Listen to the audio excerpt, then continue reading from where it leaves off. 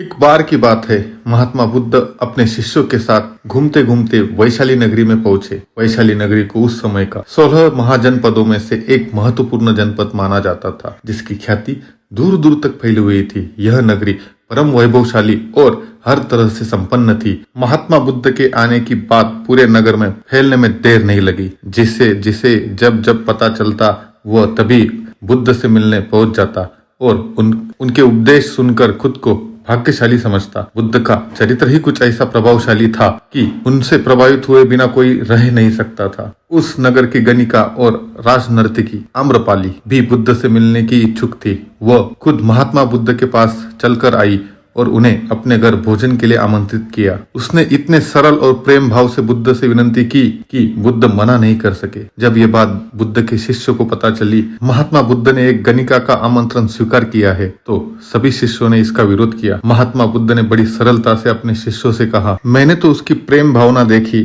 उसने जिस भावना से मुझे बुलाया है वह बिल्कुल पवित्र और निश्चल था। वह आज मुझसे मिलने एक गणिका बनकर नहीं बल्कि एक भक्त बनकर आई थी। फिर मैं भला कैसे उसका आमंत्रण स्वीकार न करता, फिर चाहे वो एक वेश्या हो या सन्यासी, इससे मुझे कोई फर्क नहीं पड़ता। निश्चित समय पर बुद्ध आम्रपाली के घर भोजन के लिए गए। वह पहले से ही भोजन की सारी व्यवस्था करके भगवान बुद्ध के आने की राह देख रही थी। आम्रपाली के मन में यह विचार भी आ रहा था कि बुद्ध अपनी बात से मुकर न जाए। इतने बड़े सन्यासी भला क्यों एक वेश्या के बुलाने पर उसके घर आकर भोजन करेंगे। परंतु जैसे ही आम्रपाली ने बुद्ध को अपने घर आते देखा, उसकी प्रसन्नता का ठिकाना न रहा। वह दौड़ के दरवाजे पर गई और बुद्ध का स्वागत किया। खुद अपने हाथों से भोजन परोसा और उनकी आवभगत की। महात्मा बुद्ध के प्रति आम्रपाली का यह व्यवहार देख के बुद्ध के साथ आए हुए बुद्ध के शिष्य अचंभित हो गए, क्योंकि जिसके कदमों में खुद सम्राट बिंबसार से लेकर अजात शत्रु थे, पूरी वैशाली नगर जिसके एक झलक पाने के लिए तरसती थी, उसे एक सन्यासी के प्रति ऐसा व्यवहार करते हुए